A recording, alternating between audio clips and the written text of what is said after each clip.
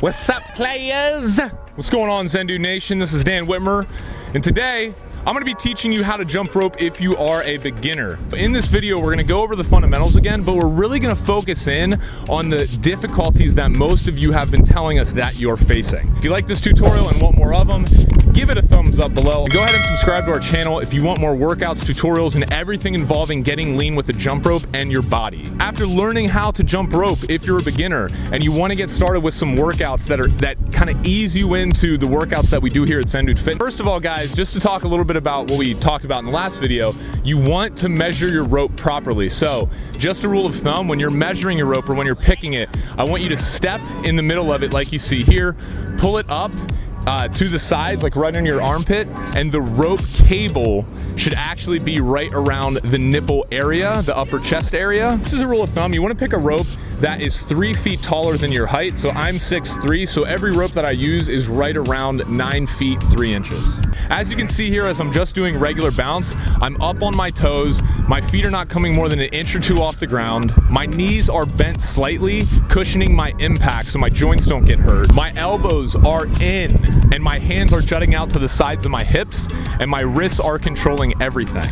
Now, a mistake that most people make when starting out, that we get a lot of feedback about, is they do 2 jumps, as you see here, for every time the rope swings around. I want you guys to get rid of this mentality and start. It's the easier way to jump rope, but it's not the correct way, and if you start off doing that, it's going to be a lot harder to get yourself into just doing 1 skip for every rope turn. Okay, so what I want you guys to do is start off by just hopping 1, 2, 3, 4, 1, 2, 3, 4, and get that consistent rhythm down and get used to counting, and then envision the rope spinning 1 time underneath you every time you do that. Now that brings me to my next point, guys. This might seem a little bit difficult at first, but let's incorporate the rope, and all I want you guys to do is practice swinging through 1 time and then stopping. So if you notice here, I'm just putting the rope behind my back, swinging it once underneath my legs, counting 1 and stopping, and then I'm resetting and I'm doing that again. All right, good. Now that we have that, let's move up to 2 times. So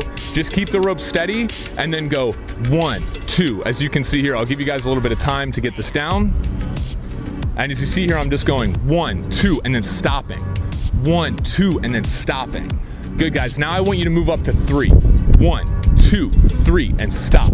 1, 2, 3, and stop. What this is doing is training your mind to always associate 1 rope skip with 1 time jumping your feet instead of 2 times jumping your feet. And this is essential if you want to spin the rope fast, if you want to be able to do a lot of tricks, and just overall, you know, look like a ninja. The next thing I want you guys to focus on is jumping only 1 to 2 inches off the ground. A lot of people, when they first start out jumping rope, is they jump too high off the ground, and this causes shin splints, it causes aches and pain in their knees and ankles, and it's just unnecessary, guys. If you jump rope correctly, it is a low impact sport or exercise that is actually better for you than jogging. So guys, the only trick where we're jumping higher off the ground is really the double under, or any trick where you're swinging the rope more than 1 time through in 1 hop. So for everything else, most tricks included, you're just going to be coming 2 inches off the ground at most, maybe a little bit higher sometimes as you watch me here, but you want to maintain those bent knees and just cushioning every single hop that you have so you can jump rope for longer periods of time without any pain. So guys, I want to talk about your arms. Now, a lot of people, when they start out jumping rope, they have these very stiff arms, as you can see here in this footage, and what this does is it does not allow the rope to be tight when spinning around them, so they're really working their shoulders super hard, but the problem is there's no forearm or wrist action, so the rope is not spinning around tight. An analogy that I like to use is, think of a baseball player.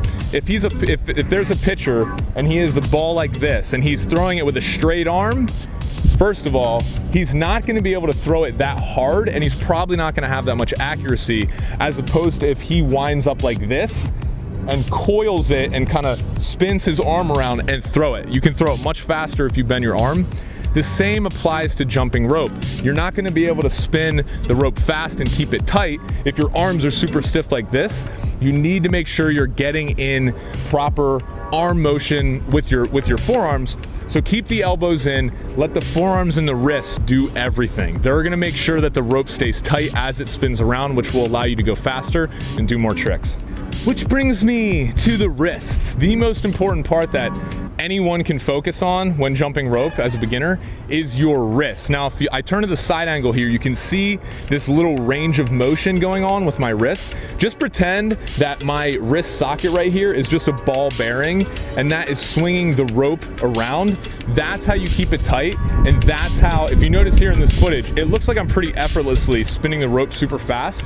It's all my wrists. I'm treating my wrist just like a ball bearing while slightly bending my arms at 90-degree angles to keep the rope tight. Putting all this together, when you start out practicing, I think it's super important for beginners not to go 5 to 6 times a week like Brandon and myself do now, and like many of our other advanced jump ropers do.